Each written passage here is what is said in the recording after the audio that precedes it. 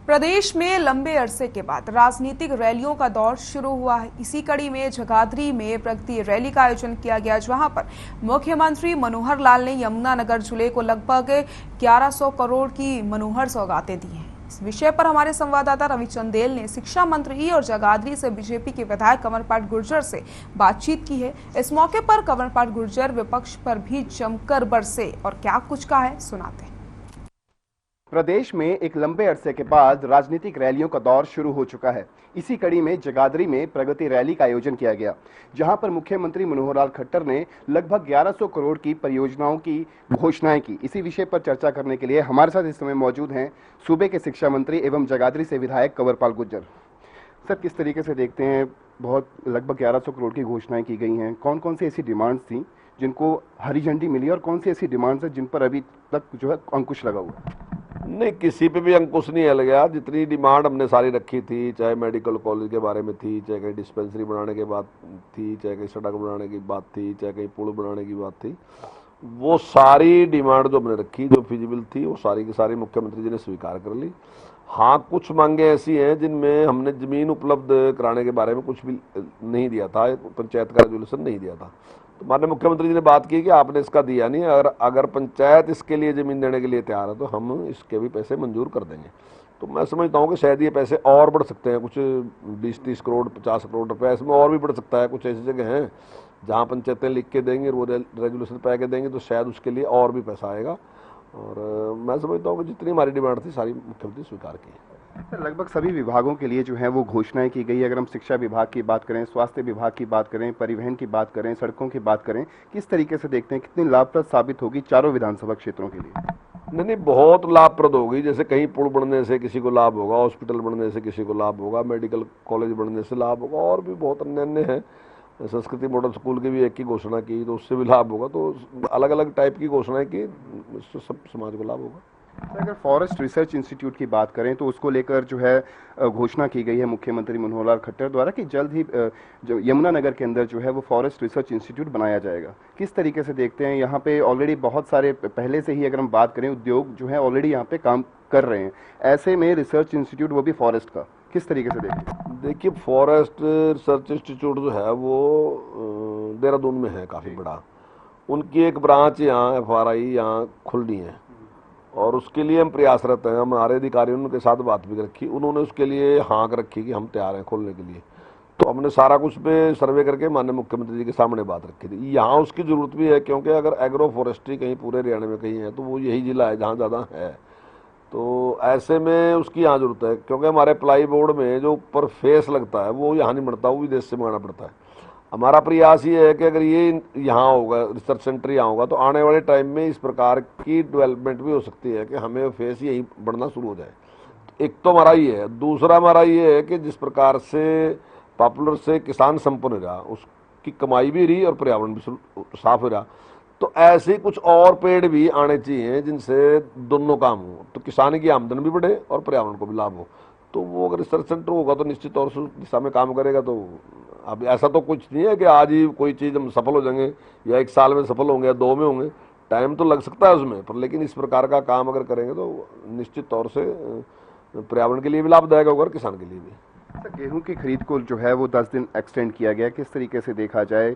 गेहूं की कमी, जिस तरीके से केंद्र सरकार द्वारा भी एक्सपोर्ट पर जो है वो रोक लगा दी गई है, किस तरीके से देखा जाए? देखिए, अब की बार प्राइवेट प्लेयर भी काफ़ी था मार्केट में और उसने काफ़ी गेहूं खरीद भी ली है, और मेरे ख्याल से सारी इसीलिए की थी कि बाहर वो विदेश में बेचेगा। लेकिन सारी खरीद होने के बाद अब जो आंकड़े हैं वो इस प्रकार के हैं कि मतलब जिस प्रकार की स्थिति है, ऐसे में अगर निर्यात होती है तो हो सकता है कि आने वाले टाइम में हमारे पास गेहूं की कमी हो जाए। तो ऐसे में बचने के लिए, ऐसी स्थिति से बचने के लिए सरकार ने निर्णय लिया कि गेहूं का निर्यात बंद कर दिया। लेकिन कुछ किसान भी हैं जिन्होंने गेहूँ रोक रखा। ऐसे में किसान एतराज़ करेगा कि मैंने तो इसलिए रोक लिया था लेकिन आपने रोक लगा दी।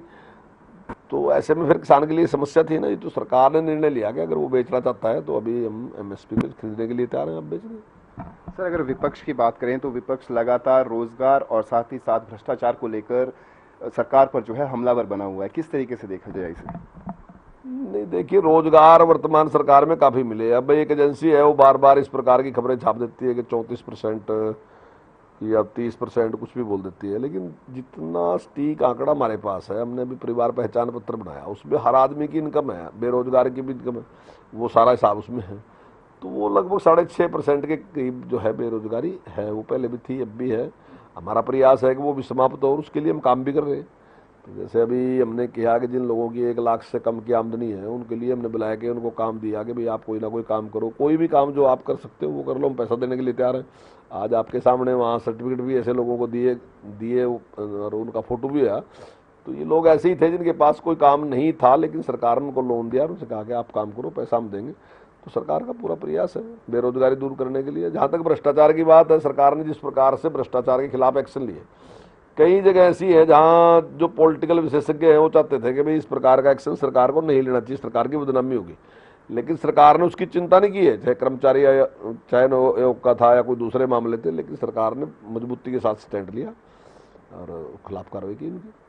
सर, अगर आम आदमी पार्टी की बात करें तो आम आदमी पार्टी जो है मौजूदा समय में प्रदेश के अंदर अपने लिए धरातल तलाश रही है। ऐसे में आगामी 29 मई को जो है आम आदमी पार्टी के सुप्रीमो अरविंद केजरीवाल जो है वो एक बहुत बड़ी रैली का आयोजन करने जा रहे हैं, संबोधित करेंगे। किस तरीके से देखा जाए इसे?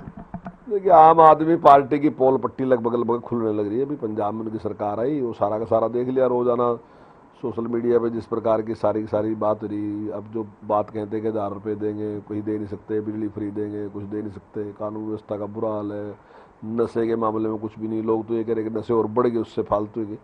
तो लोगों ने मान लिया कि फेल है लोग, और फेल लोगों के द्वारा फेल ही सरकार दी जाए सका। ये जितने लोग थे सारे फेल ही लोग थे, फेल लोग सारे इकट्ठे हमने पार्टी बना ली। वो एक तुक्का लग गया। तो फेल लोगों से अगर कोई उम्मीद कर रहा है कामयाब होंगे तो कोई बात है नहीं। वो अपने अपने फील्ड में फेल लोग थे। तो अब चाहे वो किसी पार्टी में थे, चाहे वो कांग्रेस में थे, किसी में भी थे, वहाँ सफल पॉलिटिशियन नहीं रहे। इसलिए पार्टी ने अगर मान लो उनको इग्नोर कर दिया था, तो अब वो वहाँ से जाके उधर रह गए। तो वो मुझे नहीं लगता कि कोई वो अच्छा प्रशासन दे सका या इस प्रकार का काम कर सका। मुझे नहीं लगता कि हरियाणा में कोई बहुत भविष्य आम आदमी पार्टी का है। जिस तरीके से अगर हम बात करें आम आदमी पार्टी की, तो फ्रीबीज पॉलिसीज जो उनकी हैं, फ्रीबीज पॉलिसीज, उसको लेकर क्या कुछ कहेंगे आप? हालांकि इसी फ्रीबीज पॉलिसी के तहत जो है पंजाब में अपनी सरकार बनाने में कामयाब रहे हैं। नहीं, ये फ्री से तो कोई सिस्टम चल नहीं सकता ना। कितनी देर तक आप फ्री दोगे? दे नहीं सकते फ्री, कोई भी नहीं दे सकता। अगर आप इस तरीके से फ्री दोगे, और फ्री देना तो मैं समझता हूँ काबिलियत भी नहीं है किसी की। आप फ्री तो कोई भी दे सकता है। आप किसी को भी बाहर जाके क्या दोगे? फ्री कोई चीज़ बांट देगा क्या था? जरूरत तो इस बात की है कि व्यवस्था को आप कैसे बदलते हैं। जैसे मनोहर लाल जी ने व्यवस्था को बदला, बिजली को बदला कि भाई 24 घंटे बिजली भी दी, सस्ती भी दी, और आज बिजली निगम में जो है प्रॉफिट में भी है। तो ऐसे सिस्टम को ठीक करने की जरूरत है।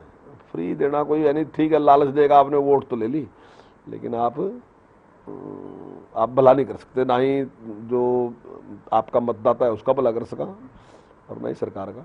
बहुत बहुत शुक्रिया। तो ये थे हमारे साथ सूबे के शिक्षा मंत्री कंवरपाल गुर्जर, जिन्होंने कहा कि मुख्यमंत्री मनोहर लाल खट्टर द्वारा लगभग 1100 करोड़ की जो योजनाओं की घोषणाएं की गई हैं, उन योजनाओं के जब एग्जीक्यूट होंगी तो समस्त जिले को जो है इससे भारी लाभ जो है वो मिलेगा। साथ ही उन्होंने अपने ही अंदाज में जो है बाकी सभी मुद्दों पर जो है अपनी राय दी। जगाधरी से हर खबर हरियाणा के लिए रवि चंदेल के साथ कैमरा पर्सन किशन की रिपोर्ट।